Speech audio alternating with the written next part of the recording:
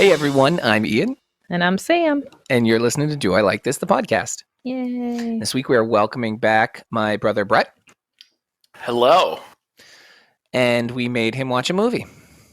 That wasn't from my B-list catalog or anything. I pulled this one from an Amazon, also recommended. I watched the trailer. I sent it to Brett because I learned from my past mistakes to be like, all right, I've watched like 20 minutes. I'm enjoying this. Brett watched the trailer. He's like, regardless of the podcast, his words, I'm watching this movie. Yep. I will ask you at the end if you think those words were foolish or they were well spoken. But that's how we got Nightmare at Noon, the 1988 movie. Strong trailer. Oh, it's up there with Uninvited on trailers. And both have George Kennedy. Right. This movie is filled with like famous-ish character actors from the time. Filled. That's so interesting because when I watched it, I was like, a movie of nobodies.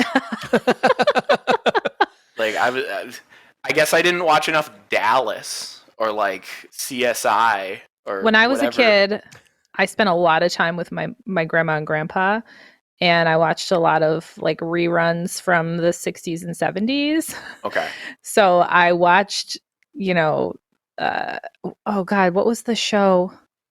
I don't remember. The hitchhiker in this movie, he is... Oh, you mean Riley? First name and last name? Right. Boy. I can't remember what he's in now, but he's been in a ton of shit. And as soon as I saw him, I recognized him. And then when I looked, he was in like a bunch of shows from like the I thought he was going to be in 70s and Ken's 80s. wife at one point in this movie, but I was stunned that didn't happen. I guess I didn't watch enough of the proper preparatory materials. Well, and then George That Kennedy. makes two of us. I only knew George Kennedy. I recognized George Kennedy as I showed you before from The Naked Gun. 2.5. And I guess he was in Dallas. That's the other large credit I saw for him. And Uninvited, if you've listened to our podcast. Oh, well, I haven't. Well done. I didn't see his face while listening to your podcast. So. He has the best role in Uninvited and a very disappointing death. He has a fun role in this one and an equally strange death. I would say he has the second to best role in this one, borderline between him and our hitchhiker. We'll get into that because Yes, I don't know. Sam, why don't you take us away? Because there's so much. And I'm just going to start talking about all the movie before if we don't. Right. Okay, Nightmare at Noon. Woo.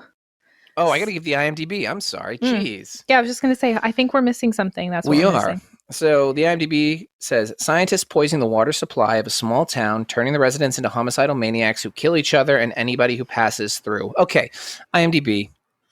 You're not wrong about that, but work on your grammar. That's all. Yeah, it's serviceable. It's better than the Wikipedia we had doing scary stories the other night.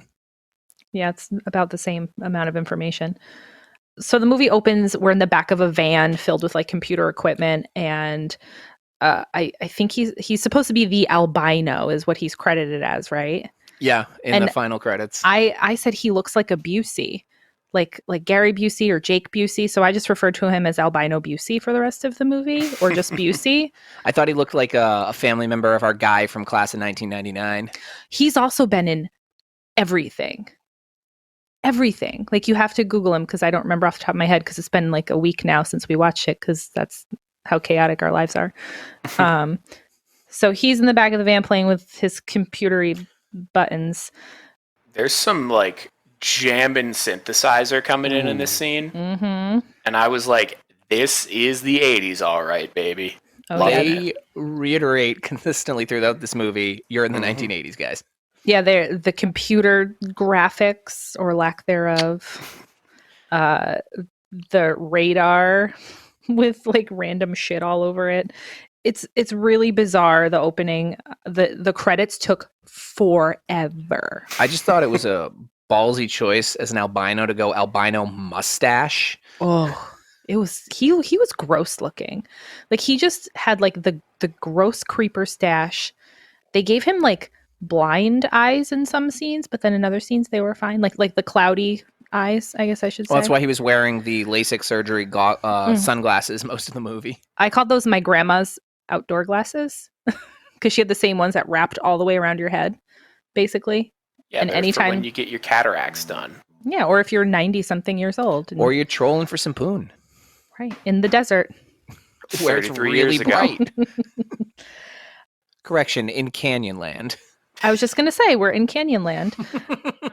And because we get it on the computer, and it has a list of all the people who live there and the status of the experiment. So right up front, it's setting us up that we're in an experiment, people. This is the point in my notes, Brett, where I wrote laser sound effects and titles. So I had the same exact experience you did. Yeah. Mm-hmm. Just a little That belated. keyboard, though, came in good. So he's part of what is called the Agency for the Protection of the Environment. Or And- ape. Right, and they had Ooh. so many guns and explosions. They All were right. really into protecting the environment. So I love the eclectic assortment of like Counter-Strike firearms that they put together for this team. Mhm. Right, so you immediately know that this is not a legitimate government organization because they're outfitted in the most irregular garb and like gear that they could have. But like, man, it was just great. Some of them You had can like tell. laser dots. Some of them have like red dot lasers on them, but Mhm. are also like suppressed Uzis and like a Tech 9 and all these like weird, just miscellaneous like street guns. And I love the weapon selection because it just places the movies so well. Well, I think the nice little touch was the box of explosives in the back of the van, too. Box of explosives is always great, but just great mixed bag of weaponry. Love the props. I imagine they pulled everything they could possibly find. And we're Oh, like, yeah. yeah, this is how many guns we got. This is how many guys we're going to cast. Their weapons upgrade later in the movie, too. Oh, yeah. So we have all these people unloading from the back of the vans. Albino Busey jumps out of his van. He's dressed like Doc from Back to the Future in the scene where they're doing the experiment in the Twin Pines Mall parking lot, where he's wearing like that paper suit. It was the 1980s. Who wasn't dressed like Doc Brown? I guess. I got like plantation owner vibes from him just with his mannerisms. I don't know why. He becomes Colonel from KFC later on. He does, that yeah. Yeah. Because he gets the hat and everything. And his looking glasses. Mhm. Oh, yeah, those looking glasses. So he starts to like shoot a fancy ray gun with this green goo that he inserted. And as he does that, what I'm going to call a hillbilly pulls up in a truck. And Ian wrote down what he said. I wrote down first in my notes, this is when I knew to send it to Brett. And second, so he pulls up. He looks like a hillbilly from like WWE, like that comic level of hillbilly. And he's like, "What you doing, guys?" And then all their sniper lights train on him. And he goes, "Them?" Well, I guess I should just say red dots because none of them are snipers. Them's pretty lights. What you doing? Making a movie? Like this is an old-timey prospector coming in a straight up jalopy with like an awooga horn on it. Like it was as comedic as you could get. I was just like It's like hell yeah. you could hear him like commit to falling it. apart as it drove up comically. Like it's such a commitment to the bit, and I loved that about it. And then obviously the dudes light him up. But light him man, up hard. And then Sam looks at me, So they good. push his truck into the river. And Sam goes, "What would they have done if there was no river there?" Right. I mean, it's the middle of nowhere. You could just leave it out, and you'd probably have the same effect. Part of me thought, like, all right, so they're about to poison this place. Are they going to blame it on the truck? Are they trying to cover their tracks a little bit? But no, I think it was just, they're just pushing it because they push things. Yeah, I wasn't entirely sure if it was going to just be like, oh, wow, we got a leaking jalopy in the water supply. People are getting sick. Or if it was going to be the green goo. But clearly, It was the leaking jalopy, yeah. Yeah. Bad transmission fluid. These You were don't actually wanna drink it. environmental protection workers. They were trying to improve the water supply. Yeah, Agency for the Protection of the Environment. That's what it is. And As there they you throw go. a truck into a little lake. Great opener. Yes. Might have Excellent. been the best scene in the film. Ooh, it's Yeah. close. If it's not the winner, yep. Yeah. So the next scene we cut to, it's the morning, it's 7 a.m. George Kennedy's alarm is going off, and he looks thoroughly unhappy to be in this movie. Dude, whoever George Kennedy owed money to in the 80s to make some of these films, I Yeah. need to know more of that backstory. I do too. They're rough. It's the alarm's going off. he just shushes it. Oh yeah, that's right. He doesn't touch it. He just speaks to it. He's like, shh. And then it stops. And then it stops. It just stops. And there's no explanation or Nobody read the script and was like, question really quick right here. Does George shush the alarm? He Okay. does. Well, my thought was Checks out. that like for the first half hour of the movie, I'm like, oh, this is a very self-aware comedic film. And then as it went on, Then you get the second half of the movie. Yeah. it became very clear that was not the case. I believe Sam said you guys were texting and you said all the movies Ian sends have third act problems. Yeah. Definitely, but I also this is one of those films that I wish I could get my hands on somebody involved with, because like, what was the pitch for this movie, right? Because nobody brought up, no one says we're making a script of a horror film here. Like, this is very clearly some sort of pseudo actiony film that also wants to be a comedy in like 20% of it, but also wants to be like a Western at the end. And really, but it wants a little science fiction in there as well, and it just can't place it. I feel like they were trying to prop up one of the later characters to potentially be a multi-piece person, but, well, we'll get to him when we get to him. It's a thought that was through my mind the whole film, is like, what the hell did they think they were actually trying to make? Who was your target audience, and what were you trying to sell them? You don't know? Okay, that makes two of us. I have nothing to say. All I have to say is we transition to DJ Mullet. DJ Mullet. It's Billy, the DJ at the country station, playing some Patsy Cline. We get some country vistas in the canyon where they're, Canyon Land or whatever, Canyon Town. Where are they? Canyon Land? Canyon Land, yeah. Canyon Land. I was right. It's next to Sarasa Land in Mario World. Oh, yeah. Oh, that's right. You just need to use the warp whistle. Yeah. So there's Ken and Sherry. Nailed it. That's right. I didn't write it down. They're in their RV, their big fancy RV, the husband and wife. She's like microwaving him some croissants. They're talking about. They're basically just shaving. Yeah. Yes. While driving. driving. Yeah, and they're basically just like talking about how rich they are. And so that's them. So that's the setup for them. Hold on, she gives him a croissant, and his line, he takes a bite and goes, "Ugh, no man likes a soggy croissant." I was like, that's an interesting idea of what you think rich people talk like. In her first, 2 minutes on screen, the wife, and I know she has a character name. I apologize for not remembering it. She's just his wife in the movie, unfortunately. Yeah. She is basically just wearing a sports bra. She jams a cassette into the radio because she can't stand country music, and she makes a joke about shopping. Yeah. So within about 60 seconds, we can understand exactly what her purpose in this movie is. Is to provide the depth. Yeah, really, really bring that strong feminist agenda into our 88 movie. I could tell right away with that scene. I was like, okay, no women are going to have a conversation in this movie. That's true. Yeah. Well, and I'm almost right. I was just going to say you're very close. Almost. If you count grunting and growling as not a conversation. So then we get our hitchhiker, and he's real creepy looking. Oh God, real creepy. So he was in American Graffiti. That's where I know him from.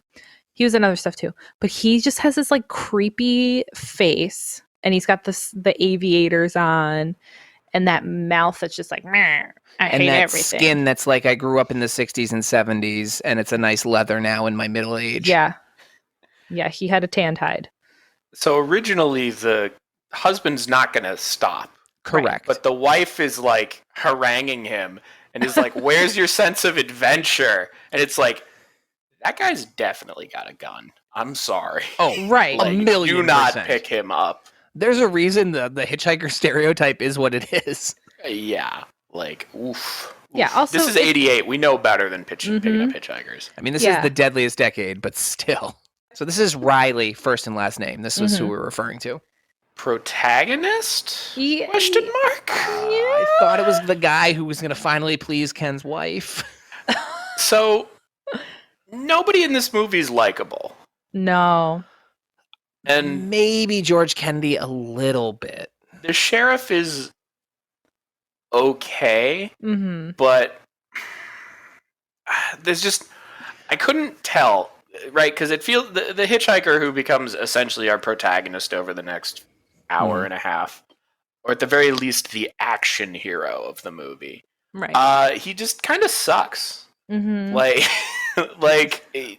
he's not particularly charismatic. He kind of is just there for a lot of the action. He just kind of is like, he's plot advancement. Whatever.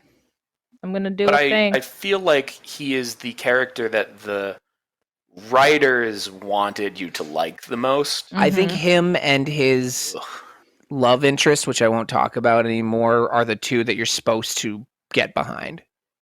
Because there's no way you're supposed to like Ken. He's an absolute piece of shit. Right. I like Ken the most.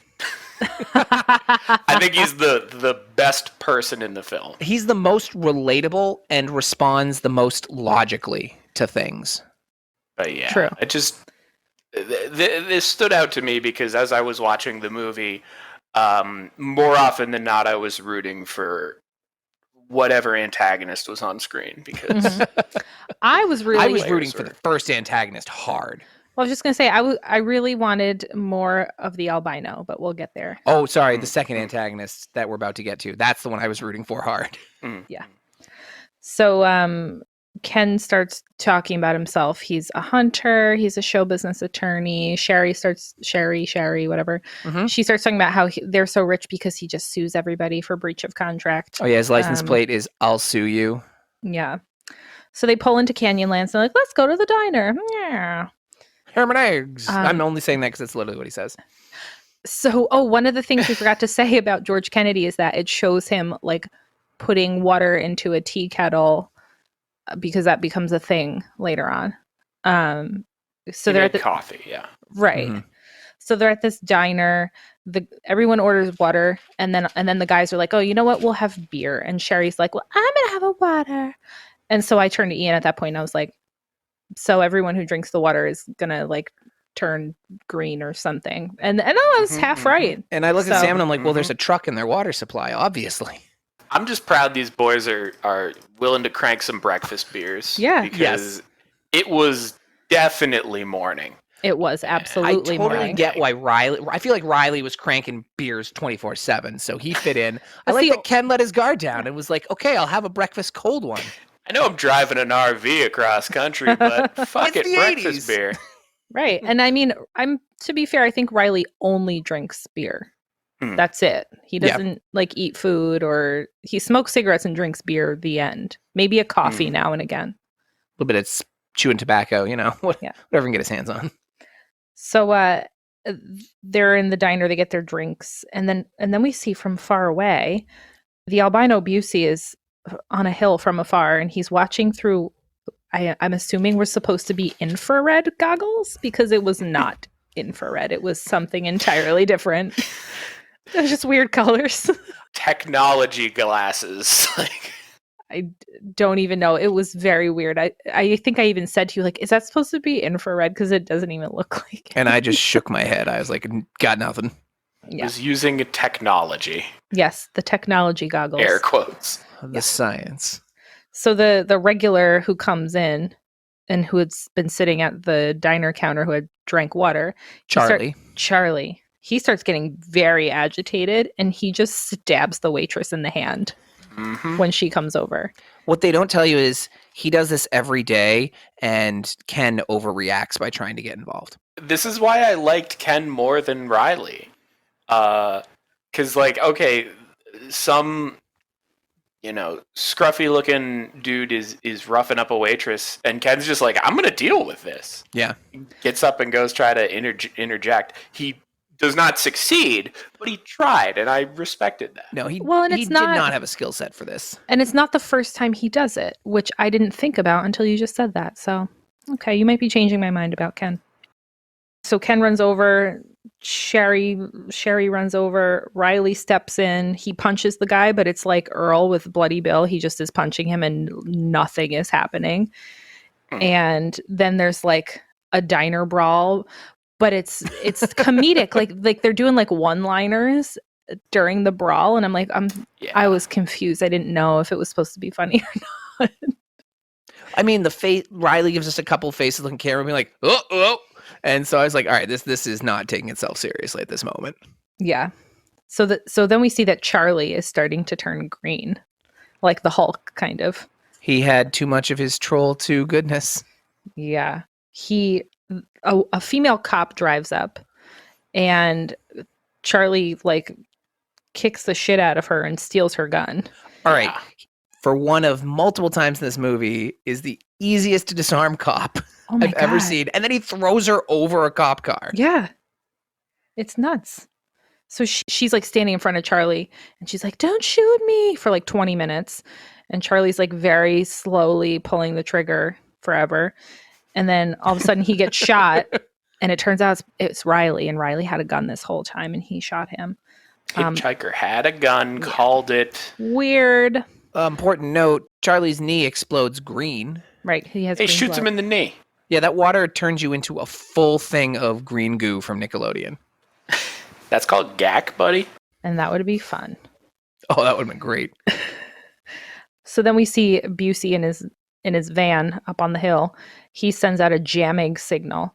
And so it doesn't say, all he types in is jamming, and it says jamming. And then I turn to you and I go, are they having a party? I was like, we jamming. They're jamming, but as he's doing his work, his like mooks are just kind of like posing with their guns, just like leaning against the hood of the truck with like their rifle at their hip, like swagger standing. Somebody else is just kind of doing like a Charlie's Angels up on the side of the. They reminded me of the henchmen from Venture Brothers. A little bit. Their level of seriousness. I love these guys. So after Riley saves the lady cop, she goes over and starts giving him shit about having a gun and takes it from him. And I'm like, bitch, what are you doing? He saved all of you. Well, and that in the too. 80s. Yeah. So then everybody's mad at Riley. Everybody. Ken is mad at Riley. The cops are mad at Riley, because at this point I think the sheriff has pulled up, and they're all like, how dare you have a gun and save us all? Ken is the biggest baby in this scene. He's like, I'm taking my RV and going home. I don't like you anymore. You solve this. In Ken's defense, Riley and his wife have been like, I fucking pretty hard. That's true. Because his wife is like, no, he saved us. Yeah. And he's like, get in the RV, Sherry, you stupid bitch. Yeah. Sherry. Get in the car. We're going. Get in the car. Going. So they drive away in their RV, and Riley's pissed because his bag is in there. And so now we have George Kennedy's the sheriff, the lady cop who turns out to be his daughter later on, and then Riley, who has put on some fancy sunnies because he's got to be cool. Gotta be cool. They're like, look at Charlie. He's fucking crazy. And George Kennedy's like, oh, Charlie. And he's like looking in the window at him. And then Charlie just headbutts and smashes the window out and just like starts going wild. And no one reacts like, oh, this is a big deal. They're all like, okay, Charlie, we get it. Yeah. To the point that he then steals the cop car. Is this where we get Riley's like 2-second backstory? Yep. Yes. So hold on. As this is happening, though, Busey sends out a force field signal, and it makes it so the whole town has like this force field where if people drive through it, their car turns off. That's why you can't let a Busey loose in the wild. Yeah. Beautiful technology. And then we get Riley's backstory, which Brett will oh god, it was like a throwaway line almost the way it was delivered, but apparently the hitchhiker was a cop or something. Yep. And he murdered a rapist or shot a rapist or something. And the sheriff is like, well, people around here think people who shoot rapists are the bee's knees. And, like, we don't care about internal affairs and due process, blah, blah, blah. And so, like, they give their very, very public endorsement of his behavior after chewing him out for, like, 10 minutes. Well, and then it also turns out the reason why he's hitchhiking is he's chasing one of the other rapists who escaped. See, I got to see the sequel now, right? I didn't catch that detail, and guess what? It didn't affect the movie for me at all. So he's into vigilante justice. He's a very poor man's Punisher, that's for sure. He's a very poor Punisher. He's the for a poor poorest poor man's Punisher. So at this point, then, while all that's going on, Charlie has now stolen a cop car and driven it away maniacally. Mm-hmm. Balls of steel. So the RV, Ken and the RV is broken down. So Ken and his wife are walking back, and Ken has a massive shotgun like slung over his shoulder. So fuck you, Riley, for having a handgun in your pants. But Ken, it's cool. Walk up the road with your shotgun on your shoulder. Another wonderful prop selection. Mm-hmm. Spaz 12 shotgun, like with the stock not extended. Like, it's the most iconic, like, 80s and 90s shotgun. I love every time I see it. The whole reason they say he has it is because he's a hunter, but no self-respecting hunter would hunt with a shotgun. No self-respecting American hunter would hunt with an Italian shotgun. Yeah. Come on. My God. USA. USA. I just love that it's such a, like, it is that other shotgun. Like, if you were thinking of the list of shotguns that you see in movies, there's the one shotgun, you know, your where you classic, don't see the traditional bullets attached to and it. then there's the 90s and 80s shotgun, the Spaz 12 here. I again, great design. I'm sure they just grabbed whatever weapon props they could find. Mm-hmm. Love it, though.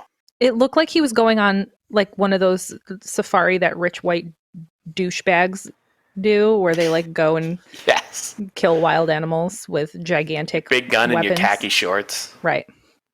My favorite type of person. So then we get, this scene is hilarious. This might be my favorite scene. There's a lady in like a giant old, it looks like a Crown Victoria type thing, car. She's got like rollers in her hair and the house dress. She's got a cig hanging out.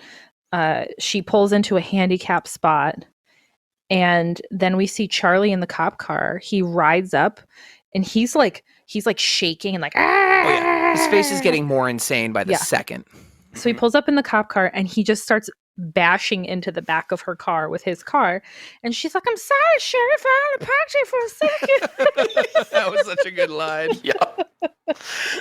And then he keeps backing up further and further to ram in the car to like a preposterous distance. Like many feet. Her car moved many feet.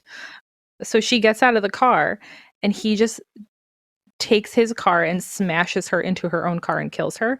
We don't see her body. Like, she just disappears. Like, she's not in any of the shots. Yeah. Yeah. This is when I knew the movie was ruthless. And then he calls her dead body a bitch. He goes, "Yeah, bitch." Yeah. He's going nuts. I actually enjoyed this guy as an actor. Yeah, he going was all in on this. Very funny. He gets the trunk of the car is popped open in the cop car, and so he just innately is like, "Oh, there's guns in there." So he runs over and grabs guns and starts shooting all of the trunks of all of the cars. And they all explode? Yeah. There's a giant Michael Bay explosion. A third cop shows up. His name is Larry. Now this scene. This cop's got like balls of steel. Oh my God. Ill-advised, but man. Yeah. And also it's like they added, like it was supposed, I thought until this scene, I'm like, oh, this is like sort of more of a comedic movie. Mm-hmm. The scene is really dark. Oh God. Yeah. It turns from funny to being like, oh my God. Yeah. So the cop is the rampaging man's son? Yeah. I believe. Yep. Yeah. Because he's coming at him. He's like, you know, trying to talk him down. He's like, "What's going on? Give me the gun. It's okay. We'll take care of everything. Your ma's worried about you or whatever." And he's like slow creeping towards him. Shotgun pointed at this cop the whole time. And the sheriff has showed up at this point. behind his car with his gun, kind of just watching it unfold.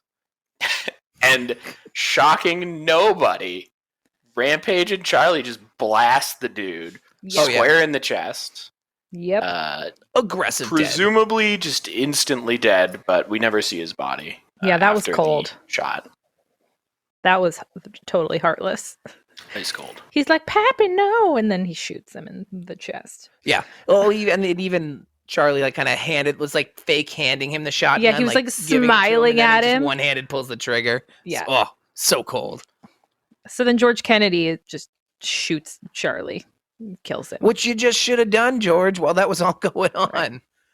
And Charlie falls onto his dead son's body when he dies. Oh, I didn't catch that detail. Just like That's very, sweet. very Good stuff. poignant. Oh, Yeah. they got to be together.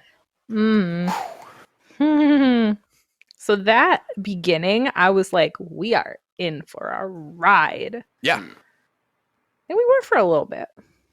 First hour. We cut back to the transient and the wife having an intense session of like she's throwing it out hard, he's throwing it out mid-range. But then he fires then, like, real hard. Yeah. I'm pretty sure he just straight up says like, you seem like you're looking to get fucked or something along those lines. And I was kind of just like, all right. Thank you for acknowledging it, movie. Is this where we're going? But then that's it. I think you're overdue for a good fuck. Ah, there you go. Let me just drop my Whoa. laptop. Whoa, I got overwhelmed. Well, we can see Ian's pasty thigh in his ball sack. I was trying to tell you, you're overdue for a good hey. Great. He's showing us. I mean, this episode's getting released via video. I'm the only one who's suffering on here. OnlyFans. Yeah. Oh my God. So all of that is taking place in the sheriff's lobby, and the sheriff is saying, there's multiple murders here because we just found Hillbilly Jethro or whatever his name is, his truck in the pond, and something's going on in this town because this is, out of the ordinary. Yes, that would be the exact conclusion anyone should come to in that situation. So then Ken is like, fuck this shit. I'm going home. Get me a rental car right now. And George Kennedy's like, well, you can go to the junkyard and talk to Floyd. And that's your only option. And Bye. Ken and everyone's like, oh, he's not easy to handle. And Ken goes, I handled Twisted Sister. I can handle this guy. Yeah, I forgot about that. Oh, man. Turns out Twisted Sister was not a good training for handling this guy. No. So Ken heads to the junkyard. The lady cop says that she sent Charlie's blood off to be tested, and they said it's an acid. And where? At the hospital. And then a lab tech took it from the hospital to go get it further analyzed, and the car broke down at the town line. So then after a while, they're like, Ken's not back yet. So George Kennedy and Riley, the sheriff and Riley, they decide to go to the junkyard. And everyone's just screaming Floyd forever, wandering through the junkyard alone, each of them alone. He's supposedly going to get a rental car. He just swaggers through the junkyard, shotgun in hand. Like, right. Is that how you rent cars? I've never done it, but I don't think that, like... Maybe in the 80s, that's how they did it. From his experience so far in this town, he hasn't really run into the craziness that's going to happen a little later. It doesn't seem like open carry shotgun is an appropriate approach. Yeah, because at this point, Charlie's the only one who's gone wild. And Ken wasn't even there for that. That's true. It's a bit much, all right. So then we get Floyd leaping over cars like he's, again, the Hulk. And he jumps onto Ken. And then we get a legitimate repeat of the diner scene, like to a T, with Riley jumping in to save him. Blah, blah, blah, blah, blah. I mean, it was so well choreographed, I just wanted it again. But this time outside with different lighting. So they wind up shooting Floyd, and there's green goo everywhere at the end. Do you have the one-liner, Ian? Oh, I don't. Oh, yes, I do. I just found it. Riley looks at Floyd and goes, "No change for the parts and labor." No charge for charge? parts Oh, and labor, shit. Floyd. Shit. No charge for parts and labor, Floyd. They didn't have any change for the parts and All right. labor. They wanted if they took card. We got it. I was like, We got there. good job. It's not job. words with me if I don't quite mess them up. So at this point in the sheriff's lobby, it's the sheriff's daughter, Julia. Yes. Is that what I have here? Yes, that's correct. Sure. It's the two women. And they're not talking, as Brett said. But all of a sudden, Sherry starts growling intensely. And Julia just starts yelling, "Stop it," at her. So as Julia's like chasing her and growling aggressively, Julia's just like, "Stop it! Stop it!" It's like, did you ever see that skit? I think it was on Mad TV with Bob Newhart as the therapist, and he's just yelling at his clients. And he's like, I know the one. "Stop! Stop it." That's Stop it. delightful. And so that's what it reminded me of. I was laughing so hard. So then everybody arrives just in time to like stop this from happening, I guess. I don't know. She's got a gun, and husband runs in and just yoinks the gun from her, like Yeah, she's with not good literally with guns. no challenge. He just like, hey, I'll Right. take that. He's And a hunter. He knows his moves. at this point, it's occurred to me that the cops in this town don't really do very much, No. because all of these situations could have been de-escalated. But their far jail quicker. cells looked like they were like the state prison, right? They were impressive because I mean, it they could've wrassle been. Sherry into one. And that's where she Wrastle's stays. the right word. Yeah. Yeah. Oh, it was Yeah. definitely a wrestle and not a wrestle. And Ken like didn't seem that upset. He's just like, "That's my wife." A doctor comes out to check on her. He's got like cuts and bruises. He Yeah. has not been having a good day. Yeah, he's had a rough day. It's not If gonna I get any was better. admitted to a hospital and like this guy came in and is like, "Hi, I'm your doctor today," I would strongly consider finding a different hospital. No, sir, you are not. Even without his injuries, he was like skeevy, greasy hair man who comes in and like You know he has like a sweat going. he probably sells like Percocet on the side or something. Like And just- he was, and he's like, "Yeah, I'll just trank him up, whatever." So they're like, "Okay, yeah, doctor, go tranquilize her, and whatever." They leave him in the cell with her alone. They all just leave him, and of course, she kicks the shit out of him. Oh yeah. And before she even went in there, the sheriff is like, "Doctor, what's going on?" He just looks at the sheriff and goes, "Bad doings around here, Roy." It's so true though. True facts. Oh, man. Fortunately, Ken realizes though, like after he's walked 10 steps out of the cell, oh, this was a mistake because I hear chaos happening. Right. And is able to go in there and stab his wife with the tranquilizer. And so that's that, and she's out for a little while. Yep. She clutches her handbag and falls asleep on the jail cell floor.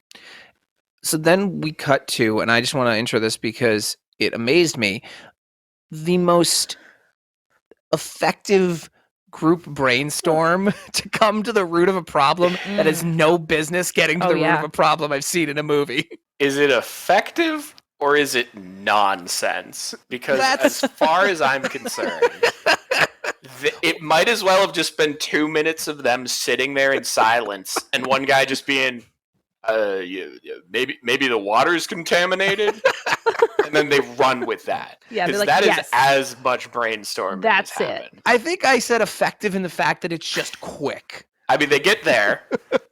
So it's funny to me because so many of these scenes that could have taken a little bit longer are truncated, and the scenes that really should have been short are the longest. Yeah, settle in for some long scenes later, folks. But I just thoroughly enjoyed their shooting the shit back and forth.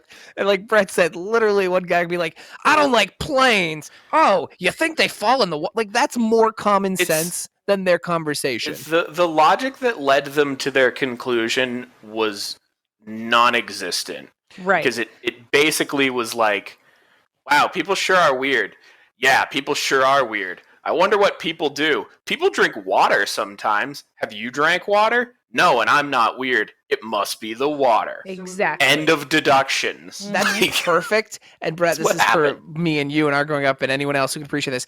It reminded me of like if you brought a friend over to your house to play Myst and you had already played it and solved everything. And your friend's like, man, what do we do? And you're like, oh, we definitely turn the clock 18 times to the left and then 3 times to the right and go through. And they look at you and they go, how did you figure out that? And you say, oh, obviously that's what you do. That's what this scene felt like. It was Yes. some moon logic, all right. It was pretty fun. So then they're all like, have you had water? Had you had water? And someone asked George Kennedy if he had water. And he goes, I haven't touched water in years. We had to pause. And we both respect it. started dying. And then I'm like, wait, why? Was there like an accident of some kind? So many Yeah. questions. I kind of just, when that line came out, I kind of just like smiled and was like, yes, understood. Water is the devil. Why would you drink it? Part of me feels like it was ad-libbed because he just was like all set with the scene. He's like, no, haven't drank it in years. Hey, to be fair, I'm not going to I want question to a get out of guy. this movie. Okay, I'm done. I'm not going to question a guy who's ascended to a sentient level that can tell technology to quiet down. That's true. And then so they're like, wait, have you had like any coffee or tea? And he's like, no. But we all know And better. so I wrote lies because we know he had coffee. And he kind of like is looking shifty in the camera when he does it. He's like, no. Don't look at my camera. I haven't been bitten by a zombie. Why would you ask if I've been bitten by a zombie? Come on. What's going on with my arm? Why is it behind my back? Don't worry about it. Okay. You know it's I'd water. tell you if I did, but I didn't. So here's where things start to really ramp up. So we get like a multi-car crash, and then people get out of the cars Ooh. and start punching each This other. is And then great. another car comes and just smashes their cars. And so it's just like people just smashing each other and explosions. That's And my then- best scene in the And movie. George Kennedy's looking out the window and he goes, it started. I wrote, what started? What happened? Who are you? How do you have this knowledge? Because It's so it bizarre. continues isn't ominous enough. Right. Right. But it's the same It's shit. getting worse is just one too many words. No, the head-on collision to dudes just like getting out, walking up to each other, throwing punches, presumably because they're insane, and then having enough clarity to see another car speeding at them and to clear out of the road. It's like, I know I'm under murder rage right now, but I don't want to get hit by a car. Well, I That'd be think it was crazy. very fortuitous that they decided to have their accident in front of a car ramp Oh my God. Got so the car could flip over in a fiery crash. And then it just cuts away. We don't get to see anything. It was Yeah, great. They Great. couldn't like finish the deaths. They just were like, you get to see up to the point of, and then we're done. So here's where I write a question that I want to ask both of you. I think this is a trope in any sort of zombie type of movie. You don't know what's going on. You're in a secure location, more or less. Do you just get up and leave it and split up? Well, obviously, always. Okay, good. Thank you. I just wanted to make sure you had a head on your shoulders. I mean, I could definitely solve any problem. So me sitting around would just be dragging it out for everyone, right? So Yeah, gotta and go well, fix it. George Kennedy arms everyone and tells them, "Don't shoot to kill." So I Which feel like that's. no one pays any attention to. Well, I was gonna say that's a including very George effective Kennedy. strategy. Disregard. Right. He commits the most serious offense of them Oh. all. So then he like makes a high noon comment like about westerns, and this is where the movie flips and begins to turn into a western zombie movie. Yes. And it's very heavy-handed as it goes on, like incredibly heavy-handed. I also would like to say this is where the movie flips and likes to reset its timer clock and is like, we need to go for another hour and 30 minutes. Yeah, I don't remember exactly how long we were in at this point, but Me it either. certainly felt like we were entering a like, hey, Final we must stretch. be near a climax soon, Right. right? And we were. Oh God, no. Oh, We've got so much more to do. we haven't even gotten to the helicopter fights. Oh God. My brain just exploded thinking about that. How do we get to helicopter fights, you ask? I'm glad you asked. You Let's take just there. wait. We're going to start at a drive-in movie theater. attorney and Drifter are traveling their way through town, and at one point, the attorney posits the statement, "What the hell happened to this town?" as they witness all sorts of violence and murder. And our Drifter just glibly goes, "The freeway missed it." And like, fortunately, Riley or the attorney is kind of just like, "The fuck is wrong with you?" Like, this isn't like a time for like a glib one-liner that's not even that funny. But I wasn't referring to like the slow decay of the American dream. I meant the zombies and the fighting. Right. I'm not asking about the dissolution of the middle class. I'm talking about the murder. Yes. Like, Right. There's a guy on the roof shooting us. I have questions about that. Thanks, Riley. First and last name. So at this point, before they split up, George Kennedy has told his daughter to drive around in her cop car and make an announcement to not drink the water. And then he, as everyone leaves, when he's alone, he has a zombie tremor. Mhm. And it looks like he just fought it off by sheer willpower. It looks like he shit his pants for a second and he was trying to get control. Yeah. So his willpower is overriding the experiment, apparently. for now. Yeah. Because if we look at the timeline, it doesn't take that long for people to turn. Oh, it's And amazingly fast. Like, and he drank the water way before anybody but he put else. it on the stove Yeah. first. Oh, he boiled it, so that means It slows it down, even though heating things up usually makes molecular, It's things fine. go It's fine. faster. It just works. yeah. Let's just go. So while Ken and Drifter Riley are having like some of their moments, we get a great rooftop shotgun snipe from Ken as he's falling it's away. good. That was on par with our Bloody Bill accuracy. Oh yeah, that was awesome. There's a moment where Riley and Ken are together, and they have this like heart to heart, and it's real meaningful and poignant because Ken is talking about like being afraid or whatever, and Riley's like, "I'm scared shitless," like totally monotone, like I'm terrified, and then that's it, and then they just go back to like the rooftop shootout, like bleh, whatever. And the other thing that was funny is that like wherever Riley and Ken were, it was like a tumbleweed old western like ghost town, and then George Kennedy and his daughter are in like a lovely green suburb. And I was very confused. Dude, if I was George, I'd send the two new guys to check the shitty part of town first too. Yeah. Yeah, that makes sense. You go over to the Western District, hit up the saloon. So then you can do the next part if you want. So George, we're cutting back and forth a little bit, but more or less George has another.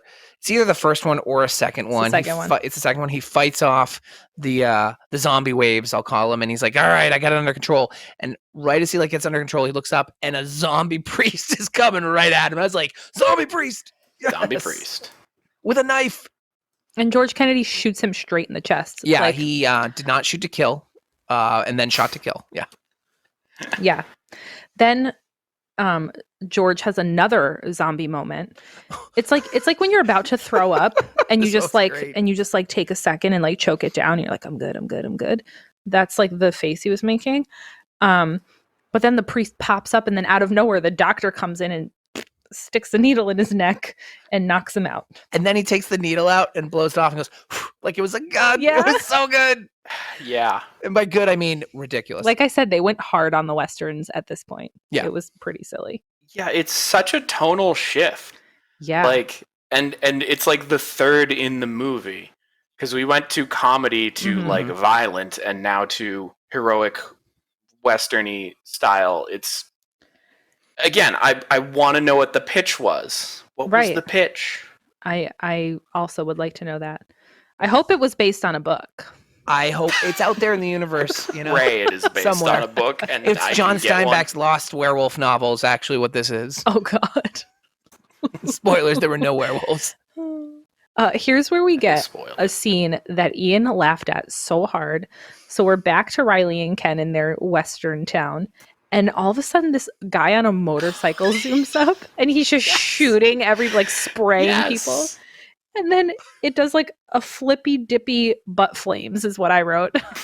The motorcycle just starts like it like flips around through the sky. The guy catches on fire because Yeah, he the does. motorcycle explodes, but only his butt is on fire. And he's like flying through the air with his butt on I fire. couldn't contain myself as this was happening. So my notes were motorcycle shocker, Riley snipes, bike jumps a car through flames, kicks driver hilariously, scene. Yeah. I think that actually is longer than the set directions were for it. Well, this is another great dead cut right after the guy hits the ground and off to something else. Like, you don't know what happens. Yeah, it was wacky. Real wacky.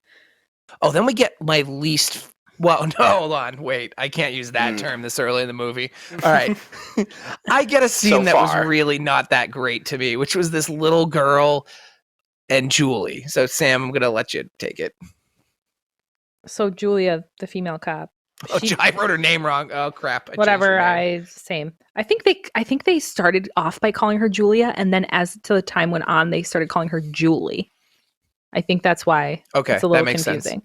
Sense. So a screaming small child runs by. She's like 10. And Julia's like, what? And then all of a sudden a mother, like a green lady, I'm assuming was her mother, I don't know, is chasing her with a knife, like, Wah! And I was like, what the fuck? Because at first I thought the kid was the demon person or the zombie person. It was not. And that mom was just on point. She's like, no, I'm taking it out. That would have been okay. Well, you got to be like, are we going to knife a child now? Yeah. Because that's not outside the realm of possibility. What I wanted was them both to be zombies and it be a trap. I would have been cool with that. That wasn't. I didn't think about wasn't. That. Well, and then Julia, in true Julia fashion, she goes, no, stop it. She's just yelling at them. Like, well, no, in true Julia fashion, she's a terrible cop and she has no instincts or skills. So she's following around holding the gun like way out. She comes around a corner and finds the girl in like this building corner. Abandoned building. And she goes over and she's like, everything's okay. And she picks her up and the mom's behind her. And instead of just shooting the thing in the head and getting it over with, she tries to talk this crazy zombie mom down. Well, in her defense... She's a terrible cop. Because I am going to come to bat for her in this situation. Mm-hmm. How many, like, aggressive murders do you have to do in your career as a small-time cop, right? Like, this incident started this morning. She didn't actually see any of the violence except for the wife going crazy. Oh, she saw Charlie. The Charlie came after her. Okay, she saw Charlie. That is correct.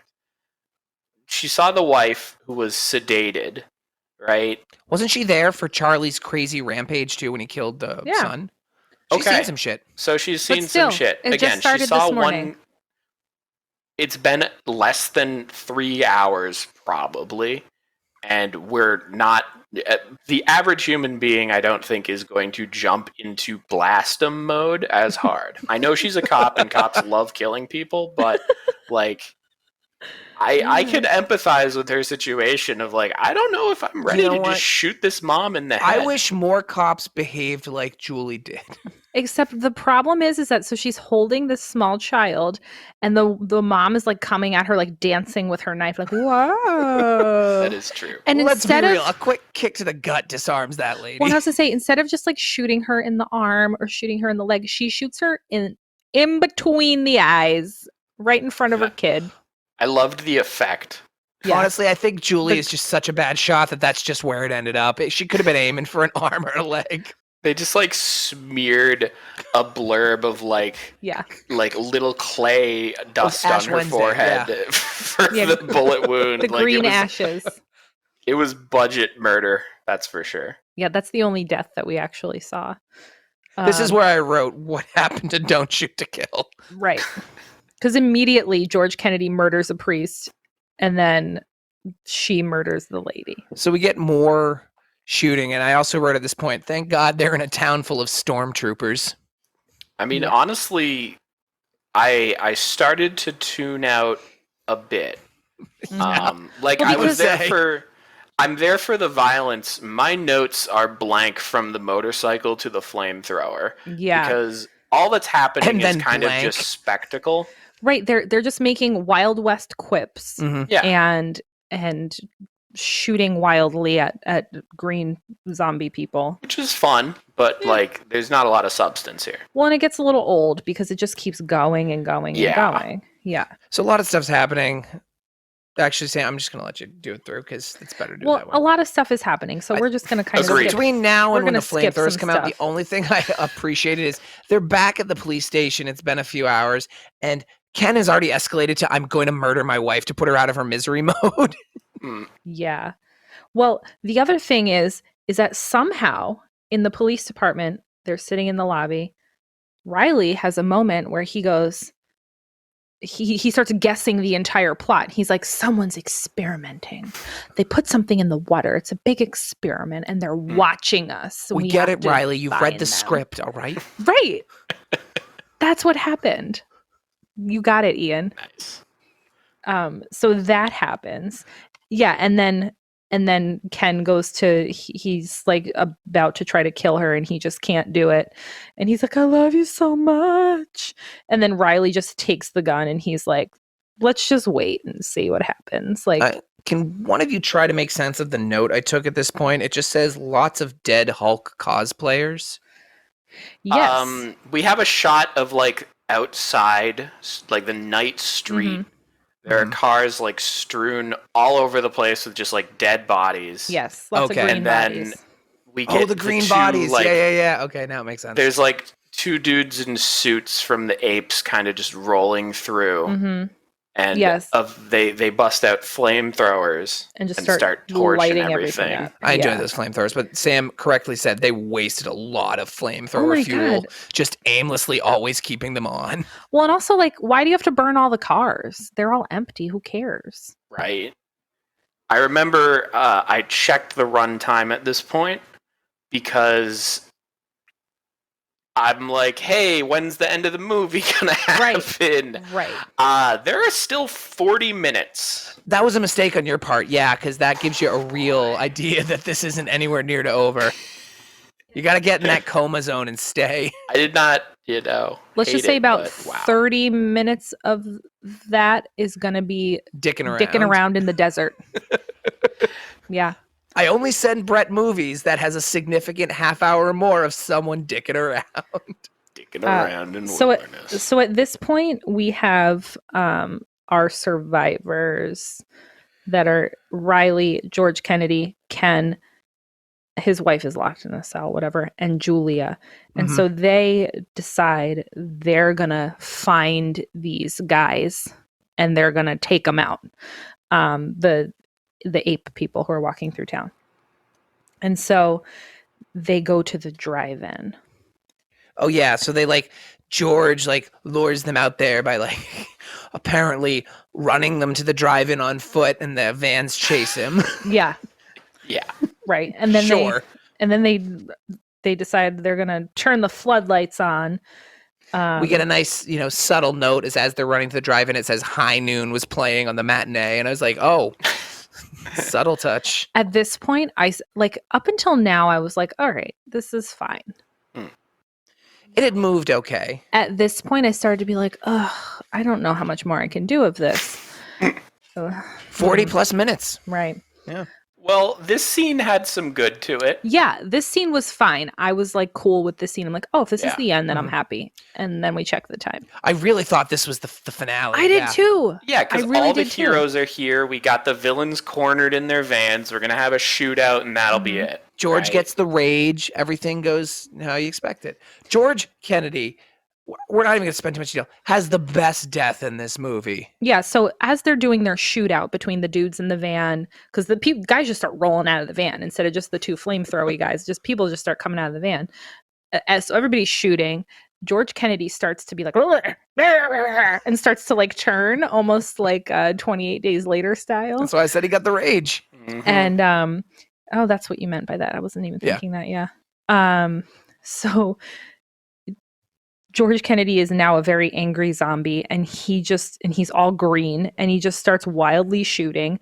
The flamethrower gets him, but then he's fully on fire, engulfed in flames, and just runs to the van. And at this point, I turned to Ian and I said, "Please explode! That's why the explosions are there." Yeah. And Oh, yeah. And it does not let us down. Thank you, No, movie. it was very satisfying. He just dives in the back, Yep. and instantly the Van whole thing explosion. goes up in an explosion. Yep. But then the scene gets stupid. Right. And so apparently all the ape guys are dead. The environmental guys are dead. And so in the aftermath of the conflagration, Riley picks up George Kennedy's gun and hands it to Julia. And they have a moment. And then she hands the gun back to him and is like, yeah, I actually like suck as a cop. And the only reason I became a cop was to be by my dad. And he's gone now. So I quit. I've moved on. Yeah. And she takes her little Marshall pin and pins it on him, like deputizes him, like you're in charge now. Well, Your problem now, buddy. and then Ken looks and goes, this town doesn't need a sheriff anymore. It needs a goddamn undertaker. Yeah. And then they call themselves a posse. And here is where I was like, fuck this shit. I am a huge fan of Western movies, like a massive Western movie fan. And they're taking all of the pieces, and I understand what they're doing. And it doesn't work. No. It's bullshit, and it sucks. And it makes this movie stupider. Well, the literal next scene is them getting horses. Right. Yeah, right. Right. I Do mean, people like, acquire horses? No idea how. The bad guys get them later on. Like, where are all these horses coming from? I lost the thread here. Yeah, it got weirder. It unraveled. I don't understand how we transitioned from the exploding vans to the horse chase. Well, because here they're doing more guessing about what's actually happening. They're we got a great continuing line to in guess this the plot. Go ahead, Ian. So they're talking, and then they're like, "Oh, was it the Russians? Is it the CIA?" And then Julie confidently goes, "CIA wouldn't do this in their own backyard. That's what they have Central America for." Oh yeah, It was the 80s, so like she means it too. On point. Yeah. The racism bad. is real. Shout out to Central America. We love you. God, all of our Central American fans. Yeah. We apologize for the '80s opinions. So this is where we get like our young gun shot of them riding through the desert canyon. Forever. They're riding for minutes, and I'm not exaggerating. I wrote a note here. We got some really nice shots of rocks. Yeah, and I was like, what are they trying to do? Where are they trying to go? Do they know where the experimenters So they are? end up stumbling into Colonel KFC's van. The other van. How they got there, there's no logic. You just think of, hey, if we had to pick a direction, let's go, and they got it right. Mm-hmm. Okay. Yeah, so at this point, Julia has taken her hair down, so you know she means business. They all surround the van, which is obviously empty, Couldn't be more empty. and start shooting it. And they wasted every bullet on the obvious trap, it looks like. Then they go up to the van, and they're like, look, it's American technology. Rah! And I'm like, what is happening? And then they realize it's a trap, and they run away, and the van explodes. And I'm like, Because we cut away to our bad guys on horses. Everyone's on Everybody horses. gets a horse. You get a horse, and you get a horse. But you don't ever get a satisfying conclusion to who is actually doing the testing on this property. yeah, spoiler alert. But you get a horse. So it just continues to be a hot mess. There's a horseback chase with synthesizer action music. You remember that? Mm-hmm, It was ridiculous. It was like, Oh, there is one I note. love the music. Before that chase, we do get a cut back to someone's at the radio station. oh, they get a dial tone. That's right. They got a dial tone. They're able to call out and, let people know what's going on. Yeah, I 'Cause guess there's that's been important. no communication so far until Thank now. God all of the 0 other characters in the movie will be Dude, able to make DJ phone Mullet calls. is the actual hero of this movie Right. because he gets reinforcements. This is where I wrote dicking around in the desert for 30 minutes, because from here Accurate. on out, it becomes like there's barely any dialogue. Nothing is happening. We get a mini shootout where Ken gets shot a little bit because he starts to charge toward the people. Well, and then Riley turns to him before he does that and goes, "Cover me. A man's got to do what a man's got to do." Oh, God. Which, in other words, means run out into fire. Yeah. and recklessly try to solve a problem. They just slowly whittle us down to a one-on-one. Right. We have our group, they have their group. One thing leads to another. Now there's just the drifter and the albino. The only interesting detail is for some reason the albino has got like a little device searching for something, and once it gives him the right signal, he kills all his own men. Right. So only the Busey remains. Yeah. And then Ken is whining about his wound. They all Julia wants to go with Riley to follow this guy, and he says, "This isn't a woman's fight." And I was like, ugh. And then she makes out with him. And I was like, no! He is easily 25 to 30 years older than her and not aged well. No, he is unattractive, and she is very attractive. My note is somehow that line leads to a makeout ? Yeah, I guess so. Ladies in the 80s liked it when guys were jerks to them, I guess. Who knows? I also wrote my next note, 80s synth plus this much desert doesn't mix. Yeah, so there's the longest horseback chase I've ever seen in my entire life. It's a lot. I wrote here, isn't this supposed to be like the climax? Because I assume that it must be, because that last scene with George Kennedy that I thought was the climax apparently wasn't, right? So I was taking notes on Sam as well as I was taking notes on the movie. I've learned I should do that. At this point, Sam continually said, "I'm fed up with the desert dick around." Well, I thought that was a really good way to articulate it. I mean, it's definitely descending in like tension. Yeah. I mean, at this point, honestly, there's not even really any stakes anymore, because we've found the original problem with the water, and we've warned people. So, like, I guess we got to stop the villain, but also, who cares? Yeah, it was we got a really shitty version of Red Dead Redemption 2 for about 20 minutes. Yeah, there's so much horseback. Busey and his little machine. And here I wrote, "Just be over, please." And I also wrote, "This is like getting lost in Red Dead Redemption." Yeah.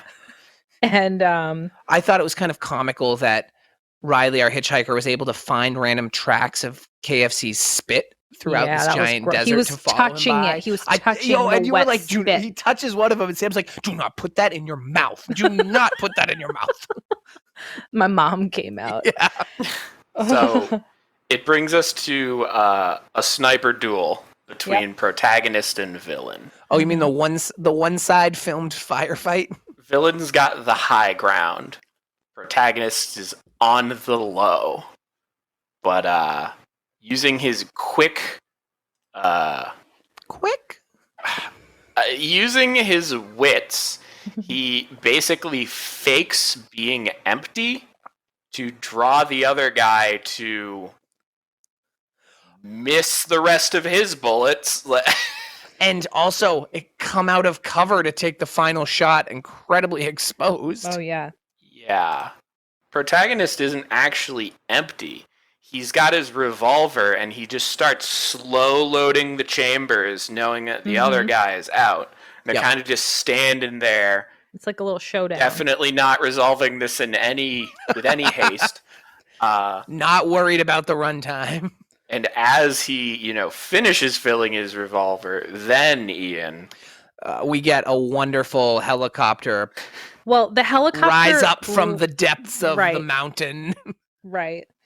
And you're like, "Oh, he's gonna get away." But like, you could still fucking shoot him. Yeah, you can still kill him before you get to the helicopter. Like, oh, there's a helicopter behind him now. Does he have a teleporter? But then behind Riley rises another helicopter. But not just any helicopter, a U.S. Army helicopter. Right. So now we have two rival helicopters. Or helicopter models. We're not sure. It's a little bit of both from what I read. Here is where Riley shoots Busey, and Busey rolls down the hill.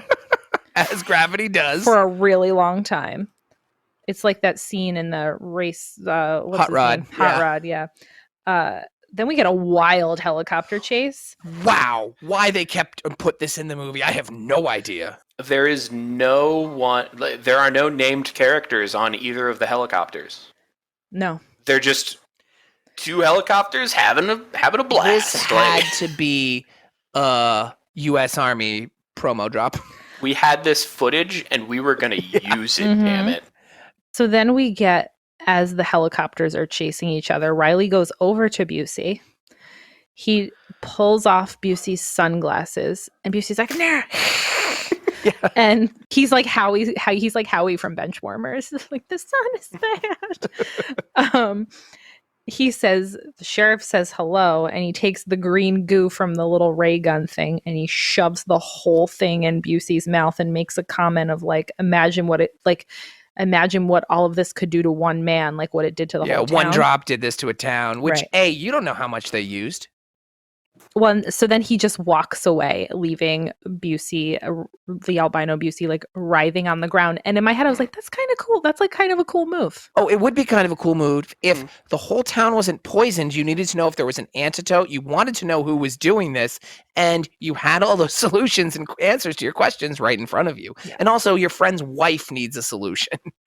At this point, the helicopter chase went on, and it went on and on and on. And I said to Ian, fast forward this right now. I can't handle this. You have to fast forward. I clicked through it as well. Yeah. So we did 10-second I want to intervals. say it was like 5.5 minutes of runtime. I think it is almost 10. Yeah, it was very long. I can't. The helicopter shows up at 1:25 and is still in the movie at 1:31. Yeah, awful. So no one in the editing room dared touch that footage.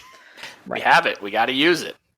It was so long. We fast forwarded forever, and we just couldn't believe that it was still happening. And the way we did it, we did one of those 30-second fast forwards. No, it was 10 seconds. Oh, it was 10 seconds? All right. Forever. Every now and again, we were like, oh, that looks like, nope, they're still going.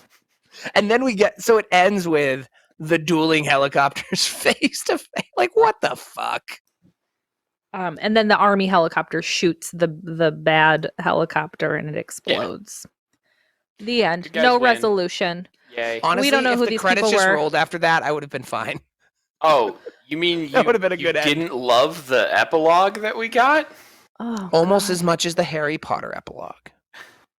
I do want to say that before he killed the albino, he dropped the line, if you get any time off in hell, come see us again. Oh, that's right. Dude, he wanted to be a badass so badly. But he hired a terrible writer. He had like 3 different sign-off lines for that scene, and they just used them all. They didn't cut any of them. Right.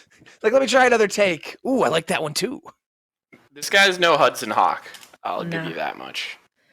So the end is Riley. He's hitchhiking again. And Julia walks up to him because he's still in the town. He's like in a parking lot or some shit. And she's like, I'm not a cop anymore. Why don't you stay? And he's like, I'm afraid of commitment still. And she's like, give up your vigilante justice. They all either die or go to jail. And then I wrote blah, blah, blah, blah, make out. Because that's what happened.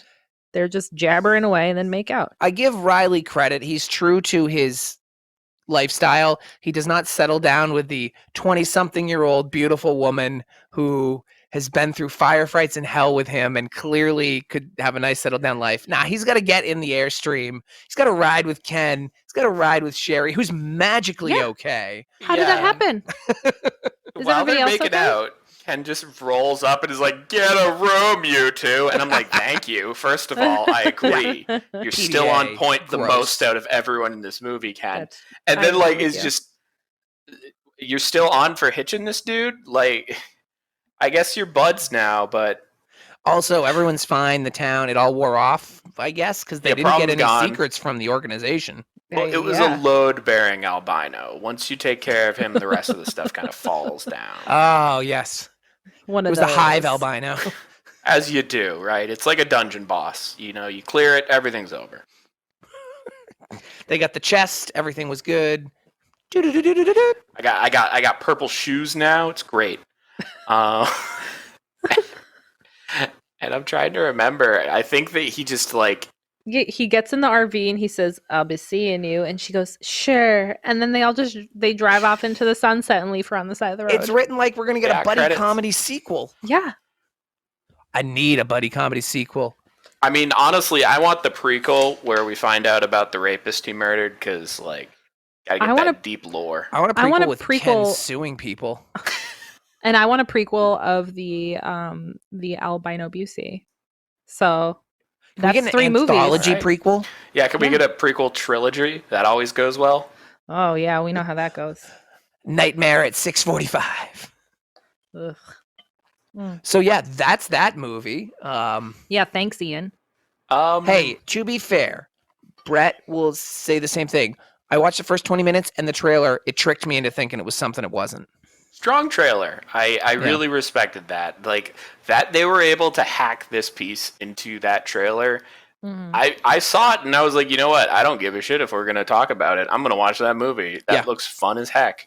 And there were parts of this movie that were fun as heck. Yeah, they're all in the trailer. Watch the trailer. It's like Uninvited. It's exactly like Uninvited. Yes. I wonder if it's the same like company, production team, etc. Whoever has something over George Kennedy. Yeah. Right. Let's just say it. The mob. George Kennedy Blackmail Incorporated. George Kennedy, what have you done? Yeah. So Do I like this? I'm just gonna put it out there because we're just gonna. I think we've said a lot about this film. I don't know if it deserves an in-depth analysis. yeah, I still. When did we watch this? Like 5 or 6 days ago now? 5 days ago, 6 days ago? Last Thursday, so no Wednesday, so 5 days. Yeah. Yeah. After it happened, I said I have to process this. I don't even know what to say or think or anything. And I still don't because, like we said, it was multiple different movies, sort of Frankenstein stitched together in a not fun Frankenstein way. And then that last half hour, 40 minutes were unbearable. Like unbearable. I almost gave up on it. So I love George Kennedy. The acting was good. Enough. The beginning was fun and like really zany, and I was enjoying myself and I was laughing a lot. And then after, it was pretty much like after George Kennedy left the scene, I was like, and now it's got real weird. So no, this movie was not good. Watch the trailer. That's my advice. Yeah. I couldn't make heads or tails. I think Brett really summed up my feelings on this movie, asking what the hell was the pitch and the plan and the idea going in, because this either is the entire idea and there wasn't a moment cut, which there's money I could put on that and feel comfortable making that bet, or there's even more to this that got cut and I need to know what it was. But I know that won't help me make sense of this because it can't be logical. Yeah, I mean, it's a fascinating piece. I imagine that there were multiple rewrites and a lot cut and finagled to make the thing that we actually got. Yeah. I would love to know more about that process because the end product is baffling in ways. Uh-huh. All right, I'll slide into some but- DMs and see if I can get us answers. I think they're all But I dead. mean, Ian. I kind of just land the same way. Like, the biggest complaint that I have is that this was a big case of third act problems. Mm-hmm. I don't think that it's, easy to make a satisfying ending to a story. I think it's easy to make a passable ending to a movie. And big botch right here, right? They kind of just didn't. I think when they went all in on the Western thing is where it really just lost it. Whether I love Western movies or not, it just it totally changed the whole thing to a point where it was like, wait, I thought I was watching a zombie movie. So an interesting note about this film. So this director, and I don't remember his name off the top of my head, but he's shot quite a few films.